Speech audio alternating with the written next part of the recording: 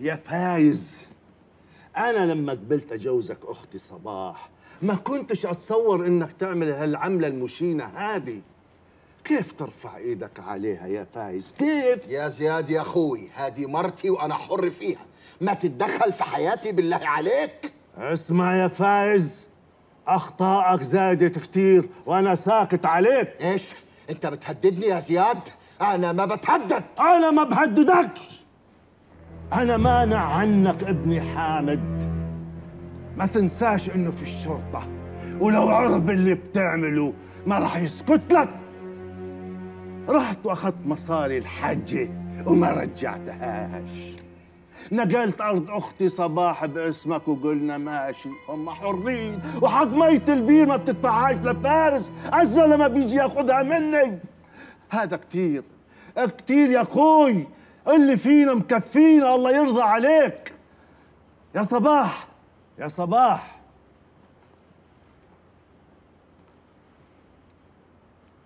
يلا يا أختي يلا روحي مع جوزك، الله يهدي بالكم.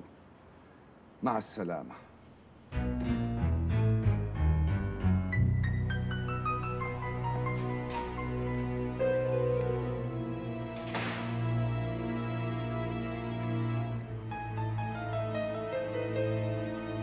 ألو حجة فاطمة، إيش أخبارك يا عمتي؟ وين الشباب؟ ما أجوش لهالوقت. ها أكيد هم. ما توصليش عليهم.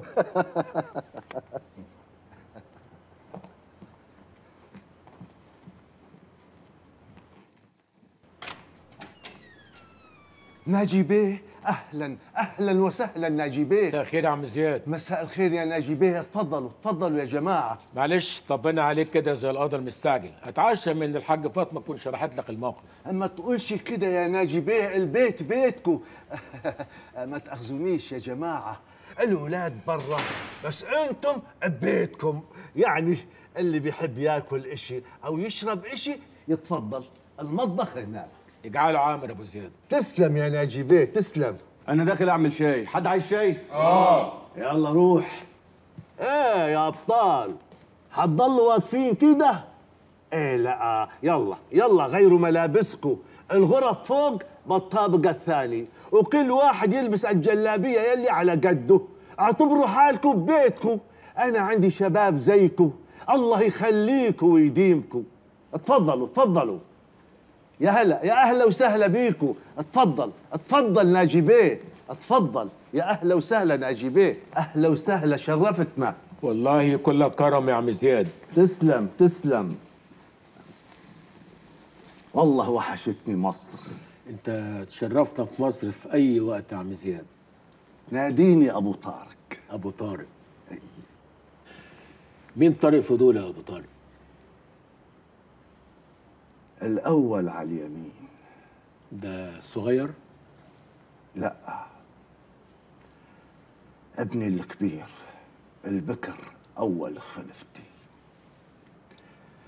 ربنا يفك اسره. هو معتقل؟ ايه، اعتقلوه الصهاينة من 16 سنة، كان لسه ما كملش ال 16 سنة. مسكين حبيبي، قضى نص عمره عندي والنص الثاني بالمعتقل.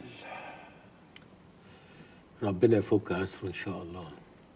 ما هو يا ناجي بيه، عشان ناس تعيش لابد ما ناس تانية تدفع الثمن. هما اعتقلوا لي؟ كان بيجيب عنده على الدار ناس من المقاومة مطلوبين ويخبيهم، وبعدها ما رجعش. بس إن شاء الله إن شاء الله حيرجع يا ناجي بيه. ان شاء الله هيرجع ابو طارق. وهدول حامد ونجيب وياسر الصغير، الشباب حيعجبوك يا ناجي بيه. ربنا يخليهم لك ابو طارق. الله يسلمك.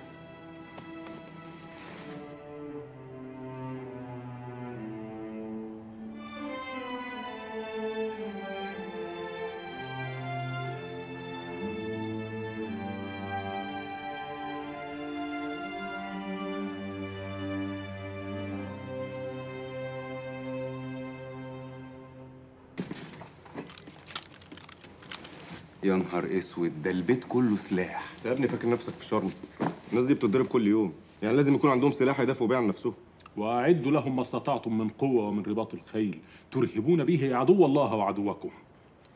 أنا طول عمري بسمع عن اللي بيعانيه أهل غزة من التلفزيون، لكن أول مرة أحس إن هم تعبانين قوي كده. شيء فظيع قوي إن الواحد يعيش طول عمره متهدد كده بالموت. ايه ده موت ايه ونكد ايه؟ انتوا هتقلبوها غم، افتكروا لنا حاجة حلوة. امسك. انا عارف الظروف هنا صعبه واحنا هنقعد عندك اسبوع، فلو سمحت لي يعني بعد اذنك، ده مبلغ صغير كده. رجع يا اخوي، رجع مصاريك بجيبتك يا اخوي، هذه اهانه وما كنتش حابب تكون بدايه علاقتي معك زي هيك. مفيش تكليف بينا يا ابو طارق. يا اخويا الحمد لله الخير كثير، وانت زي اخويا والشباب زي ولادي، وما بيصيرش تقول هذا الكلام يا اخوي، ما بيصيرش، احنا اخوه. ما هو برضه لما انت تميل على اخوك في حاجه وهو يميل عليك في حاجه تانية، فيها ايه يعني؟ سكر على هالموضوع، الله يرضى عليك يا ناجي بيه. الشاي وين؟ الشاي وين؟ الولد اللي راح يعمل الشاي؟ الشاي يا عبد الجليل لعمك ابو طارق، بسرعه. الشاي يا كبير. اهلا. ايه ده كله؟ الله يخرب بيتك، انت خلصت لهم كده الشاي والسكر بتاع البيت كله. والله يا دوبك يا باشا. الله، امال فين الشباب؟ طلعوا فوق. الله، طب والشاي؟ اطلع ازعجهم يا عبد. ايه اعزائهم دي يا باشا؟ لا مؤاخذة. اطلع اندهلهم لهم من فوق. حاضر يا باشا.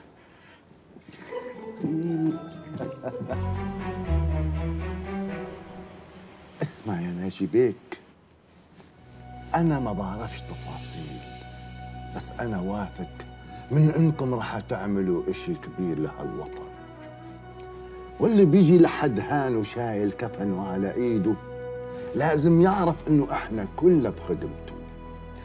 بس أهم حاجة طبعا يا أبو طارق، ما حدش يعرف إن إحنا قاعدين هنا.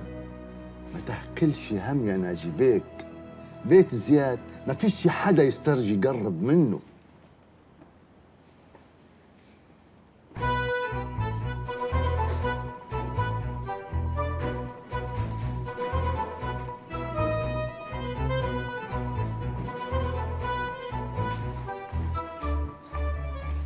أهلا وسهلا.